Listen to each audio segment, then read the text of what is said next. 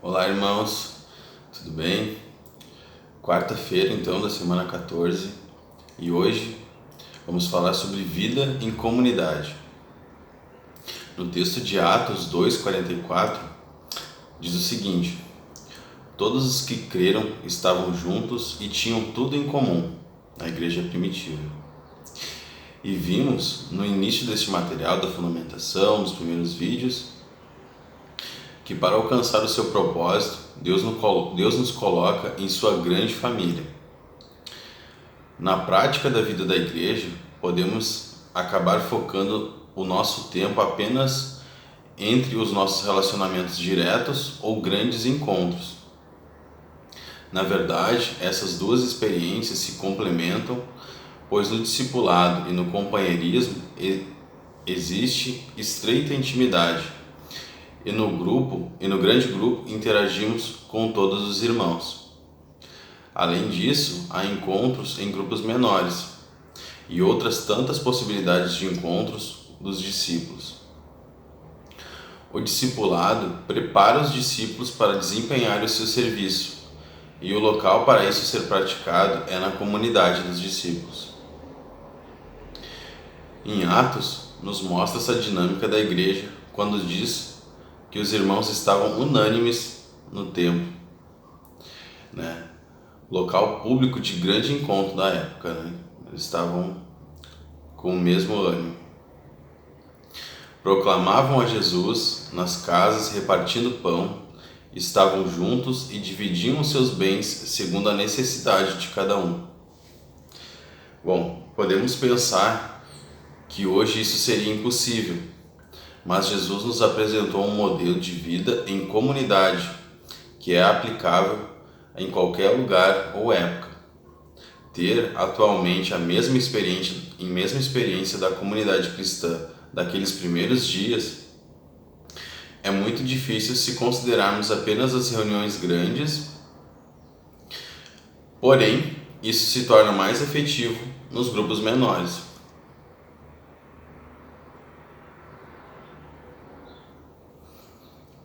Em Igreja nas Casas, temos o texto ali de Atos 20:20, onde fala onde cita essa questão de igreja na casa.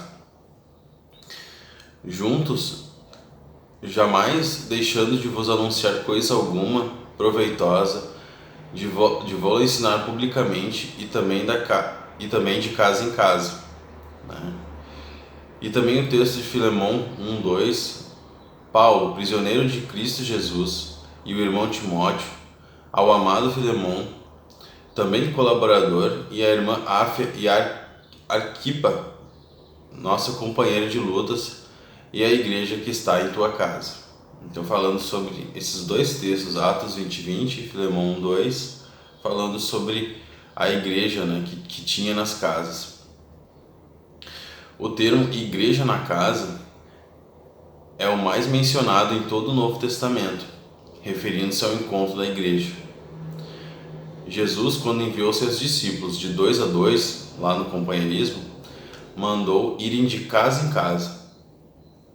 Foi natural para os apóstolos focarem seu trabalho menos em locais públicos, as sinagogas da época, e mais em casas, pois foi exatamente isso que Jesus fez. A casa, no sentido de um lar, de uma família, proporciona um ambiente que facilita a intimidade, o que se torna mais difícil em encontros públicos, em grandes encontros. E é na intimidade que conhecemos os nossos irmãos e podemos conhecer melhor as suas necessidades e atendê-las. No texto de 1 Coríntios 14:26 diz o seguinte: que fareis, pois, irmãos, quando ajuntai cada um de vós tem salmo, tem doutrina, tem revelação, tem língua, tem interpretação, faça-se tudo para edificação. Então esse texto nos dizendo que quando nos reunimos, cada um de nós traz um dom consigo específico, mais aflorado do Espírito Santo, e quando nós reunimos, nós nos edificamos uns aos outros, Independente do tamanho e do local do encontro, a Bíblia diz que onde os discípulos estiverem reunidos, eles interagem entre si, comunicando os dons e a palavra, pois todos têm o Espírito Santo.